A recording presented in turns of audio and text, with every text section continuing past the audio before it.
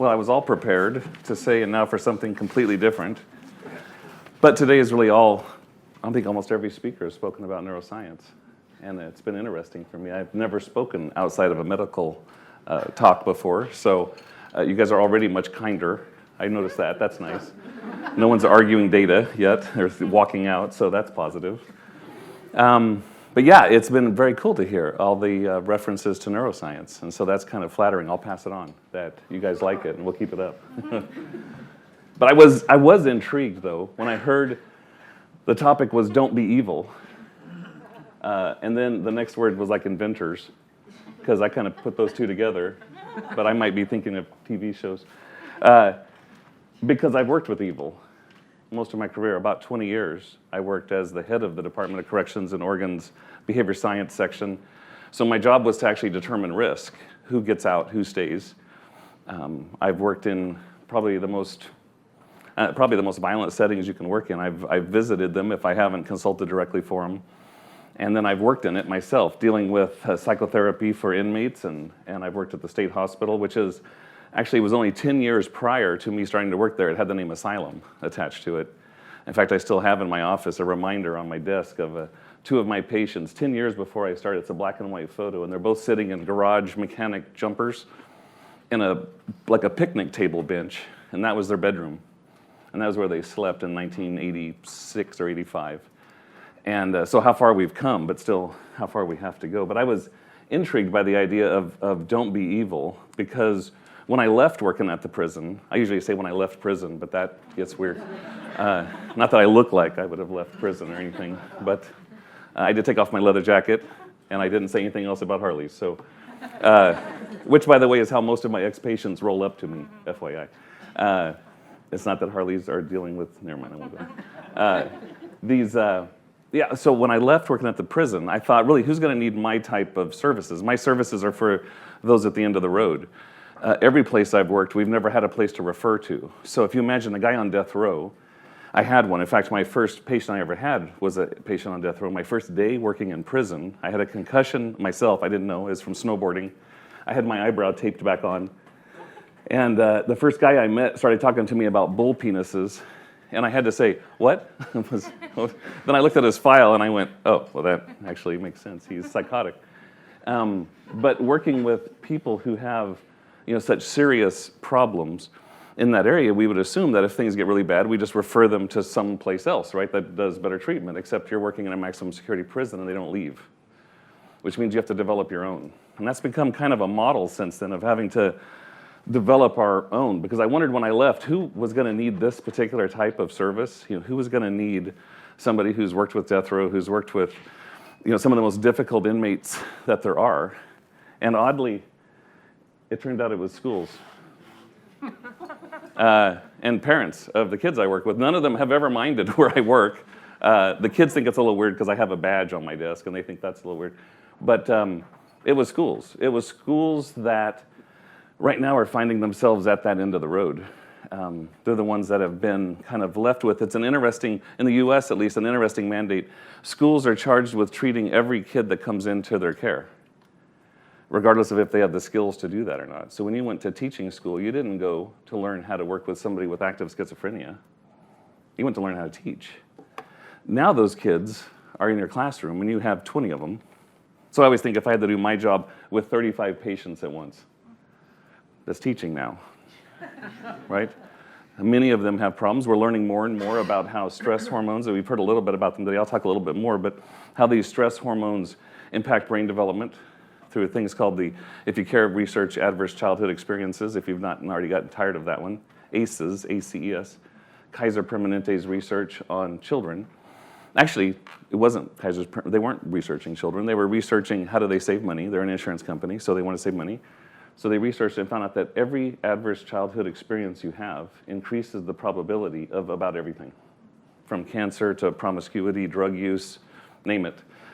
Adverse childhood experiences impact that pretty seriously. So when we said that we're going to work at the end of the road with these students, it turned out it really was sort of what we began to do. And I want you to think about, not so much from the standpoint of your business, although it could be, But it's really wanting you to think about it personally on your own level with your own kids or your own nephews or your own just people you have in your neighborhood about schools and about what you can do to help your local school at a really hyper-local level. I have a quick kind of presentation, a quick slideshow of 5 different countries across the world. I just randomly picked them. Not so random, actually. I picked them from people in the audience where they're from. So watch this quick kind of flash through as we go through kind of a tour really quick of education in the world, not just in the US. Pay attention to the last slide before each one transitions, what it's about.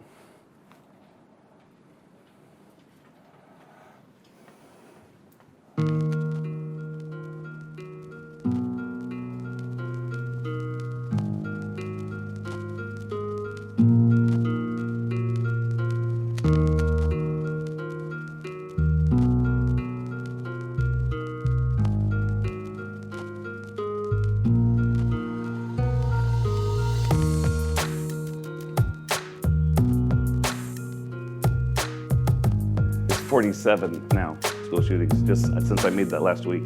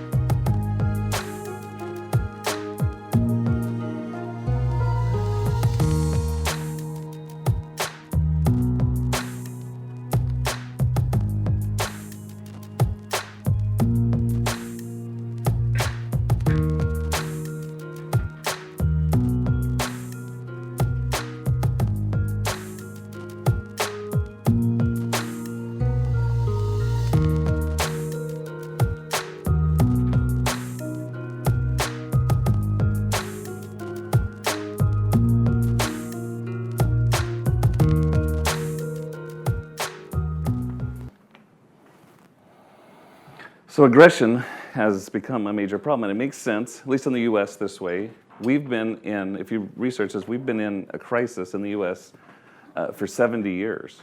It's been in the papers, a crisis in education for 70 years. Started in the 50s when we were trying to beat Russia to outer space with Sputnik, and we didn't have enough math students. So we were in a crisis then. The 60s was segregation and racial issues. We were in a crisis again. The 70s, new crisis. Women actually had more opportunities outside of teaching. For the first time ever, they had opportunities outside of teaching to become professionals, so they left in droves, and we had our first teacher shortage, as well as some people of color, but not as many as women, but it still left us as at a lack for teachers. The 80s was basically reviewing the previous decades, determining none of those things had worked. That was all they did, and no student left behind. They did. That didn't help. The 90s, though, then it tends to make sense if you think about it just from a psychological angle, the way I would, from aggression standpoint. It makes sense because after then 60 years of being in crisis, violence occurs next in schools. And that's where we are now. And so this is what we're finding pretty much around the world, is we're having an increase in violence because of the continued state of crisis that we find ourselves in. So I thought, since this is a design and innovation conference, what a great place to get some new ideas and some different angles. So I'm not providing them today, I'm asking you for them. Don't give them to me personally, but work on them. Because if you think about it from a design standpoint, there's some old ideas, some old models. This one's a little archaic, but it's still when we talk about form follows function, right? So the form of education on the slide there followed the function of education, which was to create more industrialized workers. That function, creating these industrialized students and these workers, follows today's current form, which looks really similar. So very different than, is the flipped classroom guy still here? The guy that was speaking earlier from MIT? That's an unusual twist on this, different than kids sitting in cubbies, is flipped classrooms or classrooms where the student imagine this. How many of you are parents? With a show of hands. Okay, cool. How many of you have the kid come home and they're doing homework based on a video they saw in class that day, and you can't help them because you didn't see the video? Right? Versus flipping it, you watch the video with your kid, fairly easy to do, and they go back to the classroom and take the class on the video they watched at home. Saves classroom time. If they don't have access, many schools will provide the resource so that students who don't have computers can be able to watch it. If not, materials can be provided differently. But that allows the classroom work to be flipped. Why should students be in the classroom doing kind of rote homework and then coming home for specialized support when reversing it makes a lot more sense? This idea was called precision system of instruction. We came up with that in 1968. Still not really being used. Because this archaic model that you see on the previous slide, interestingly, the reason why we taught that way was because we didn't have enough textbooks to go around, so we started the lecture model. There's much more efficient, from a psychological standpoint, there's much more efficient models than lecture. You heard about a couple of them today already. These are much more efficient models. We use lecture model. Interestingly, it's a good thing we kept it because, as it turns out, I have several schools I consult with where there now is one book for 4 classes. So first grade, there's 4 different first grades in this school. They share one book. And copyright law, by the way, says now they can't photocopy that book. So I'm not sure what the teachers are supposed to do with that, since they have one book between 120 students. But that's where they're at right now. So it's a good thing they retained the skills of lecture, because we kind of need them again for an oddly same reason. But it's an outdated form.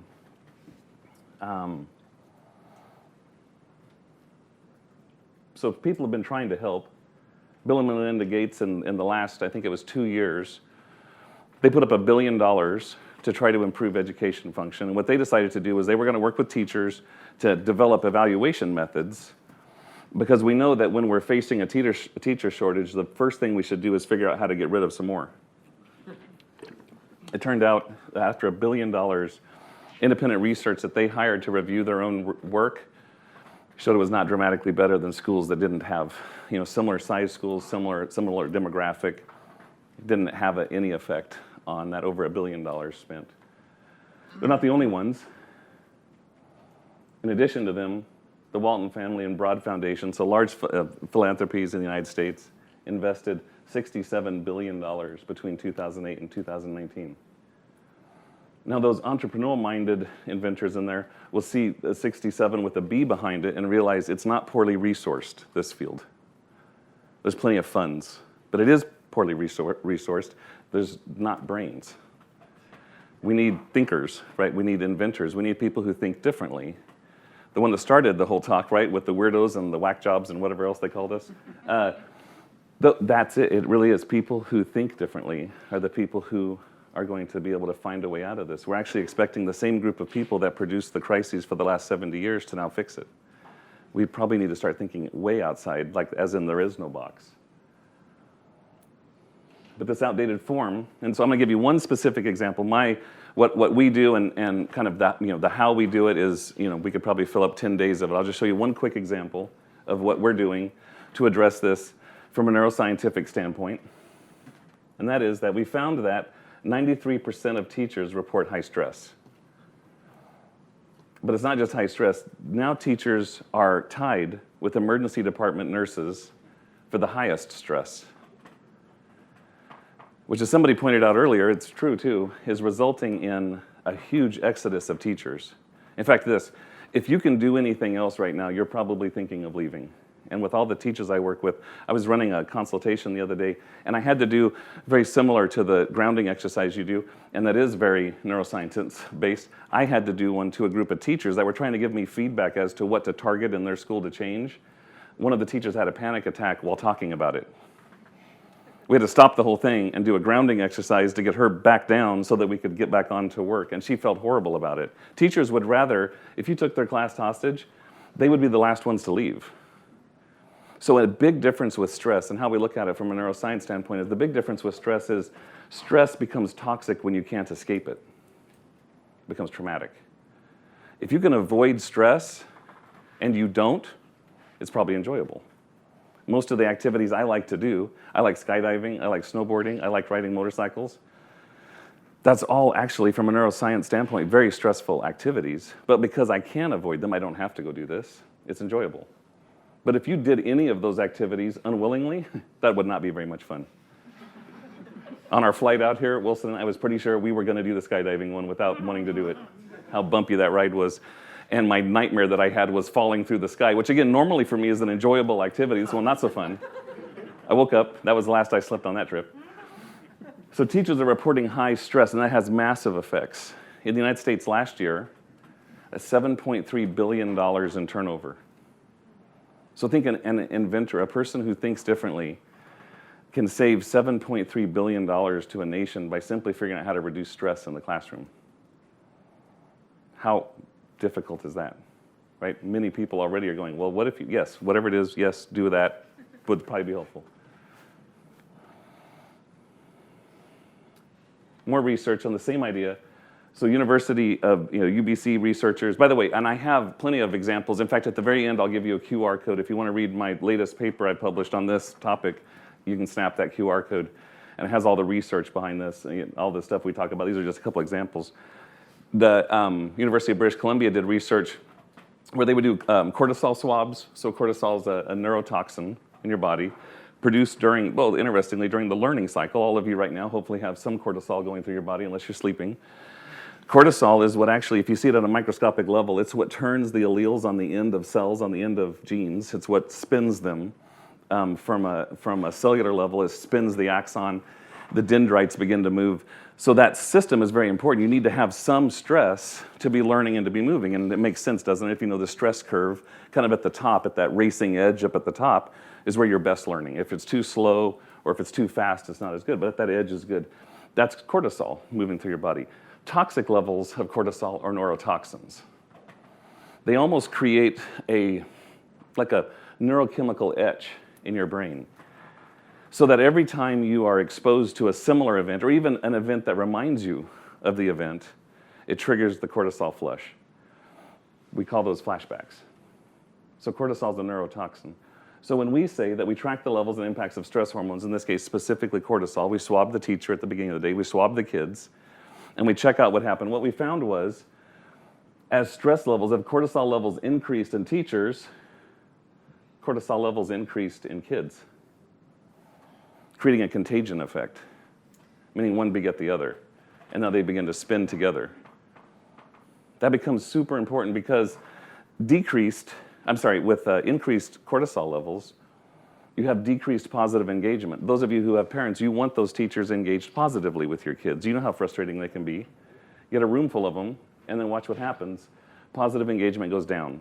Positive and responsive techniques like smiling and giving kind redirection becomes the other side, punitive engagement. And that's where actually they begin to lean upon administrations to do something about this kid, to get rid of the kid, right? Run them through, get them out of there. Use stress, positive stress. Increased cortisol causes distress, negative stress. Academic performance suffers, burnout increases, we lose more teachers. As a designer, how would you do it? I'm serious, no. How would you do it? Design thinking, another model, uses empathize, define, ideate, prototype, and test. When you take that same model and you flip it for education, it becomes systems and design thinking. And now you have evaluate, translate, target outcomes, plan approach, and assess. Assess in medical terminology is different than evaluate.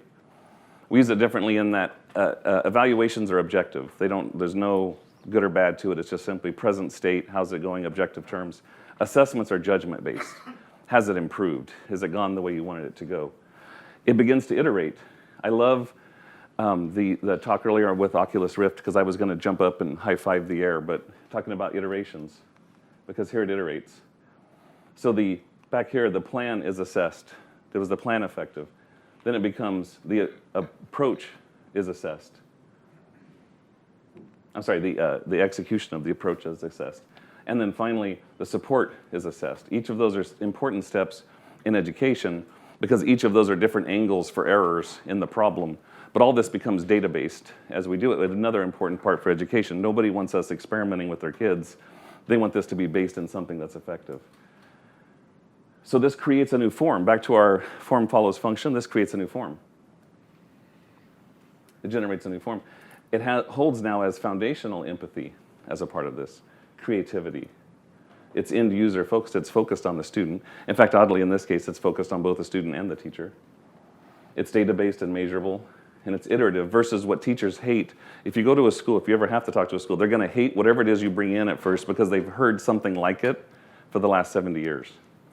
So they're tired of people coming in and throwing a program at them and leaving. They want something that will support this program. But how does design thinking from these different areas impact schools? I can show you some. From a technological standpoint, looking at tech, the teachers asked for the Google button back. Evidently, the Google laptops that they were using had a button where when they pushed that, all the laptops in the room were locked onto one program. They weren't trying to manage 35 computers on 7th graders. They instead had everyone on a Word document or a Google Docs document, and they could keep them on it. Sports companies, our founder, one of our benefactors, our main benefactor, and the one that got me even into this was one that asked me the same question. He said, if you could, what would you do? And that was Phil Knight, who's the co-founder of Nike. And so he's our biggest supporter. He said, what would you do? And I said, I would build my own. And he said, can you do that? And I said, yeah. And so we did. And that's what we've been doing ever since, is designing these type of different interventions for different schools. From a tech standpoint, we have neurofeedback machines that we use with video games so that as the kid becomes more anxious, the cloud of war closes in over them. I use video games in my practice privately when I'm working with kids because I can get a boy to talk at 90 miles an hour when we play Call of Duty. But if I were to sitting across from him, he would say nothing. So I use it, In a zombie apocalypse, everyone is a warrior, and this is how we're gonna, anyone, we get them. Finally, spiritually, how do we, how could we just had a better example than the one I was gonna use, is to use mindfulness techniques. Social and emotional learning now we know is one of the most important things kids learn in school, is how to read others, how to read emotions, how to respond to emotions. And instead we've gotten so focused on a particular type of intellects. And if I had another 5 hours, I could talk to you about IQ testing and about what it really is testing and what we think it's testing. Well, the problem is that we're starting to build, an inch wide and a mile deep kids that have academic performance. That's the only way we consider intelligence. If you're creative, if you're an artist, if you're a dancer, that's not intelligence. Only this one thing is intelligence. Many of the designers that I've talked to and people I've worked with who are super smart at what they do did not do so well in school. Right now, those same kids are being told it's not valuable, stop, and they do. And now we don't have the resources in the school to keep them, so they drop out at huge rates, way different than we've ever seen before. So these systems design solutions directly impact the classroom through a consultation model that's framed in this design thinking. Hyper-local programs in your own school, they need your help. It doesn't matter what it is, offer it. There's not so much resource, again, as money, as it is resources and thoughts, resources and ideas. That's a much bigger commodity for them than is the money at first. They need help with curricula. They need help with, kids, exercise ideas, different types of programs. Many of the things we heard today would be thrilling to almost any student, and that would help that teacher that has that one textbook.